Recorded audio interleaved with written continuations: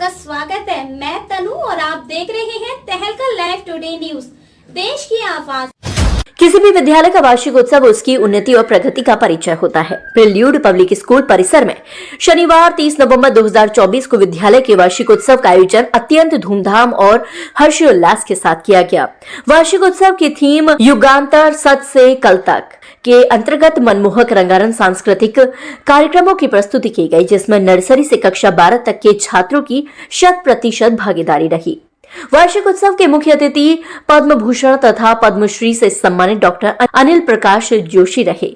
पर्वत पुरुष के नाम से विख्यात डॉक्टर अनिल प्रकाश जोशी जी कोटे द्वार जिला पौड़ी गढ़वाल के पर्यावरणविद, हरित कार्यकर्ता, स्वैच्छिक संगठन हिमालयन पर्यावरण अध्यक्ष और संरक्षण HESCO के संस्थापक हैं, जिन्हें 2006 में भारत के चौथे सर्वोच्च नागरिक पुरस्कार पद्मश्री सामाजिक कार्य के क्षेत्र में 2020 में पद्म भूषण पुरस्कार से और सामाजिक न्याय के लिए 2021 में मदर टेरेसा मेमोरियल अवार्ड से सम्मानित किया गया है। छात्र छात्राओं द्वारा मनोरम सांस्कृतिक प्रस्तुतियों के माध्यम से बड़े ही रोचक ढंग से सतयुग, त्रेता युग, द्वापर युग तथा कलयुग की जीवंत झलकियां प्रस्तुत की गयी। शिव शक्ति नृत्य नाटिका के माध्यम से नवरसों का मनमोहक चित्रण, राजा हरिश्चंद्र की कथा के द्वारा सत्यनिष्ठ होने तथा श्रवण कुमार के द्वारा मातृ पितृ सेवा करने का संदेश दिया गया। राम और कृष्ण की जीवन गाथा और उससे जुड़ी कथाओं को मनमोहक नृत्य नाटिका के द्वारा प्रस्तुत किया गया। कलयुग में विकास के साथ साथ उससे पैदा होने वाली बुराइयों को दर्शाया गया और कलयुग मंथन के द्वारा उन बुराइयों को दूर करके प्राकृतिक एवं पर्यावरण को बचाने का संदेश दिया गया। निर्देशक गण डॉक्टर सुशील गुप्ता ने समस्त जन को वार्षिक उत्सव की शुभकामनाएं दी और सभी को जीवन पथ पर आगे बढ़ते रहने का आशीर्वाद दिया और प्रकृति के संरक्षण में अपना मूल्य योगदान देने के लिए प्रेरित किया। अभिभावकों तथा अतिथियों के द्वारा कार्यक्रम की भूरी भूरी सराहना की गई। इस प्रकार वार्षिक उत्सव का समापन फिनाले गीत के साथ अत्यंत उमंग और आनंद के साथ संपन्न हुआ। सभी शिक्षकों का कार्यक्रम में सहयोग रहा।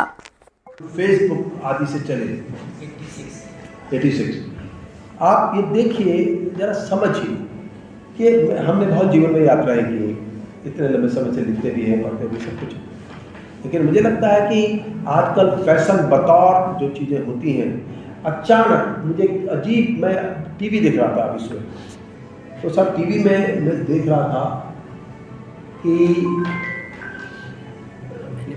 बाबा जी बड़े भारी जुलूस जा रहा है। मैं नाम नहीं लेना चाहता, बहुत बड़ा जुलूस आ रहा है। अगर मैं कभी जुलूस ले जाऊँ पर्यावरण के लिए 5 लेंगे और वहाँ मार काट मच रही, फिल्मी हीरो भी बगल में खड़े होना चाहते।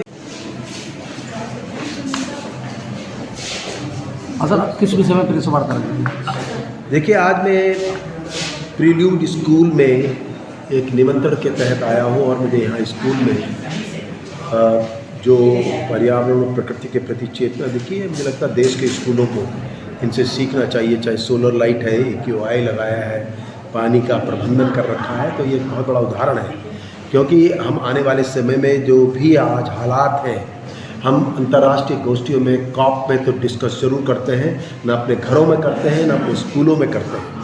और आने वाले समय में ये भी तय है कि अगर हमने यही गंभीरता और इस पर गंभीरता नहीं दिखाई तो सबसे बड़ा संकट अगर दुनिया में कभी पड़ेगा और पड़ने वाला है, जिसके चिन्ह दिखाई देते हैं, प्रचंड गर्मी 24 की, प्रचंड वर्षा 24 की, और अब ठंड जो आपको लगती नहीं है, जो ऑलमोस्ट ख़त्म हो रही है।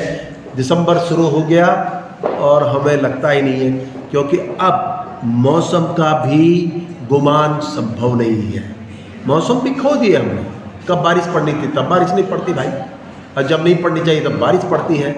आपकी आजकल लग रहा है कि आप कौन सा मौसम चल रहा होगा, स्प्रिंग चल रहा है टाइप का लग रहा है।